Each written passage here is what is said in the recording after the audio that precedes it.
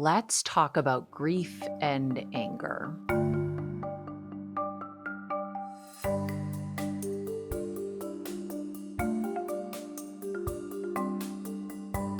I was at a speaking event at one point in time, speaking to a group of widows. These are some of my favorite people to speak to. They're always more interactive with myself and with others. And we had a Q&A portion at the very end, and a woman raised her hand and she said, "What am I supposed to do with the anger?" She explained that her husband had died in an accident that was preventable. Other people were involved in this accident, but they didn't die. It was just him, and she was left alone with an infant very suddenly. And she was mad. She was mad about the accident. She was mad that everybody else survived and her husband didn't. She was mad about the situation, and people in her life, and at this point it had only been a few weeks, told her that she was evil for thinking these thoughts. She was evil for having this anger. And she cried as she said this, and I watched an entire room of widows surround her and hold her and hug her and reassure her that she was not evil. I felt in that room this collective protection, not only for this woman, but for all of these versions of ourselves in our early grief, all of the anger that we were not allowed to feel or certainly express, because anger is just, it's too ugly. It's not sweet. I was prepared for sadness when I became a widow. I was ready for that. I thought, okay, grief will be a whole lot of crying, preferably the pretty kind, not the kind where I get very blotchy and my nose runs. I haven't done anything. I've never even jet skied off a waterfall. But maybe just a few distinct tears rolling down my cheeks, a smudge of mascara, easily wiped away with Kleenex. I was not prepared for the anger. And unlike this widow, I didn't have anybody to be angry at because my husband died of brain cancer. And you can be mad at cancer. Most people are. We're a divided nation, but 9 out of 10 of us agree we don't like cancer. No. It's us and cancer. We don't like them. No way. I didn't have anyone to be mad at. Being mad at cancer is like being mad at a cat. They don't care. Cancer doesn't care. Okay? Do all your little marches, raise all your money, yell at a cat. The cat doesn't care. It is going to step on your pillow after he walks in his own poop. A cat is going to throw up on your pillow, eat it, throw it up again, make eye contact with you and be like, what are you going to do? Get mad? No. That's what cancer is like. I had nobody to be mad at. When Aaron died, he was 35 years old. I was 31. I had a toddler who now didn't have a dad. I didn't have a job because I had stopped going. So they had stopped paying me. And I consider that a miscommunication.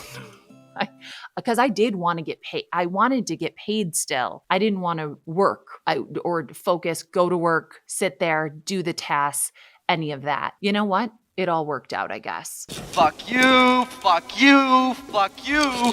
You're cool, and fuck you, I'm out.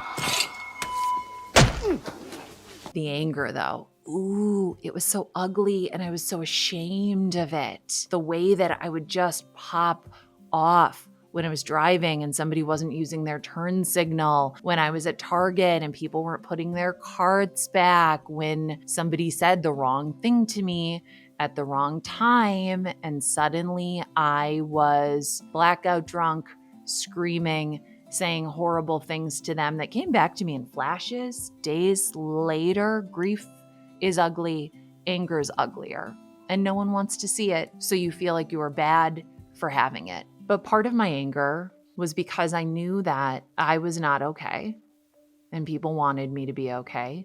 I was angry because something unfair happened, and I was an idiot who thought that life should be fair, who thought that bad things happen to other people. But guess what, Toots? Someday you're going to be other people. And when I didn't like it. Also, I'm not saying that anybody deserves brain cancer, but can we agree some people deserve it more than others? Welcome to hell, motherfucker!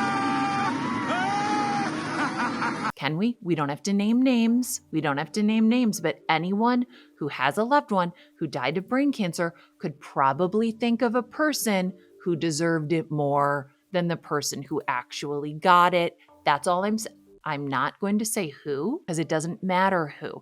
I was mad. I was just mad, and I didn't have an outlet for it because I didn't even want to look at it in myself. And the thing about anger is that it's got to come out some way. All of our feelings have to come out some way. And if you cannot, just scream into a pillow, scream out loud. I don't know how else to get anger out. You will find yourself losing your mind on somebody who doesn't deserve it. You will find yourself replying to an email written by a college kid inviting your dead husband to speak on a panel and replying, he would love to, but he's dead. Like, really? That was really mean and bitchy of me. It was really mean and bitchy of me, but I was so angry. I was so angry that the world was still spinning and panels were still happening and people in advertising where my husband worked were still doing their things and getting promotions, and he was dead. And why couldn't somebody Google him? I mean, do you? Nora, do you Google people before you reach out to make sure they're alive? No, of course not. And if that kid is out there, I'm sorry.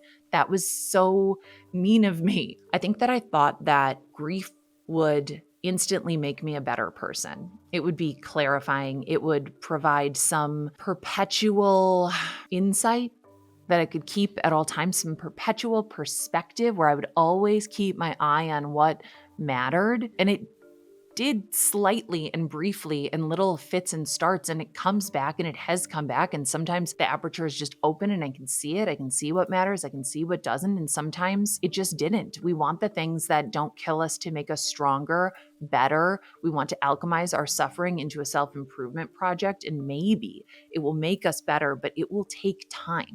Post-traumatic growth takes time. And it's not 2 weeks. It's not 6 weeks. It takes work. One other thing I did when I was just so angry in the Midwest, I don't know if people say this everywhere, but there was a bar in like rural Minnesota, and their Facebook post came across my feed, and it was like, if you're a hunting widow, like we're having a hunting widows weekend at this bar. And I thought, oh my God, widows who lost their husbands to hunting.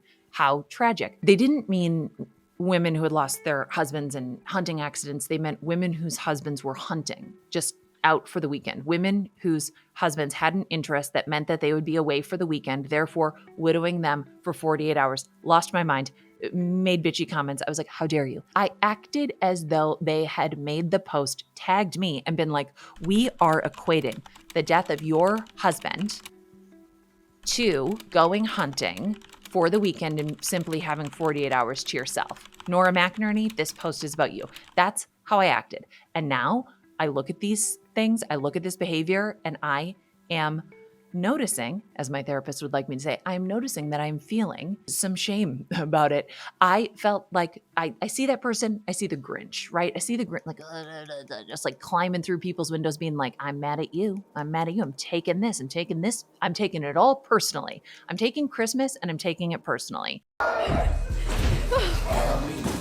But at the time I was like, wow, I am the people's champ. I'm the widow's champ. I am like, I will fight anyone for any reason. I was truly insufferable. I'm Buffy the Idiot Slayer. No, I was just mad. I read something around that time. It was an Oprah quote, and she said, there are only 2 emotions, love or fear. And that's incorrect in a lot of ways. There's so many emotions, but I get what she's saying. And Oprah is not a person that I want any beef with personally. So let's say that I agree with her. And let's say that there are just 2 emotions, love or fear. Love is easy to see. It's easy to see. I saw it all around me. I felt it deeply. Fear was harder to identify. Fear was a villain wearing a fake mustache and glasses, hiding behind a newspaper. It was 2 kids in a trench coat. Fear was slimy and creepy. Batman, what happened? Are you okay? He slimed me. Of course I was afraid. I was so afraid of life without Aaron. I was afraid that he was the best thing about me, and without him, I would have nothing and I would be worth nothing. I was afraid for my future because I no longer had a job and I didn't know what to do. I couldn't think because my brain felt so broken. I had PTSD, but don't worry, I wasn't going to a therapist because I was fine. I was fine. I was just fine. Everything was fine. I was so afraid that my losses were just beginning. I slept every night next to my son, watched him breathe, waited for him to stop breathing. I lived in this constant fear that the other shoe was going to drop on my head, crush my skull, bounce off the pavement, and then kill my kid. I wasn't doing well. But that fear was wearing a disguise, and the disguise was anger. Anger was a really good distraction. I didn't want to look afraid. I didn't want to identify as afraid. I want to identify as hot only. I identify as a hot person. Full stop. I said that to someone once and they laughed, and I wasn't joking. And that was humbling, okay? I said I identify as hot, and so I need people to stop sending me pictures of ugly old portraits from like the 1400s that they think I look like. I'm like, that's not me. You are shattering my self-image. Please don't do that. I didn't want to be afraid. The anger was such a good distraction. It let me feel tough. It was like a shiny new toy.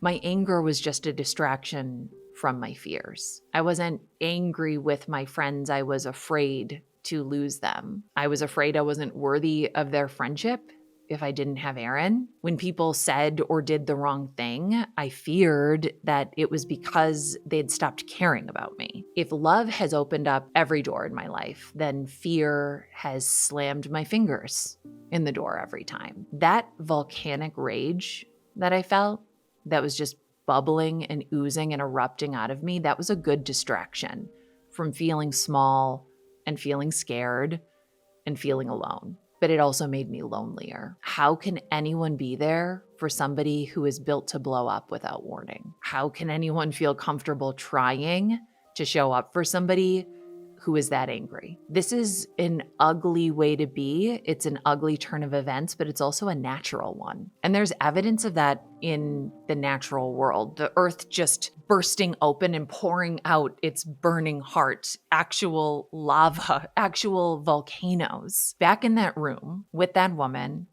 with her pain and her anger and her fear, she was surrounded by people who got it, people who had felt that same rage, that same pain, that same fear, who know and reassured her that it does not make her unlovable, it does not make her evil, it makes her human, who know that her anger is as holy as her grief and as holy as her love.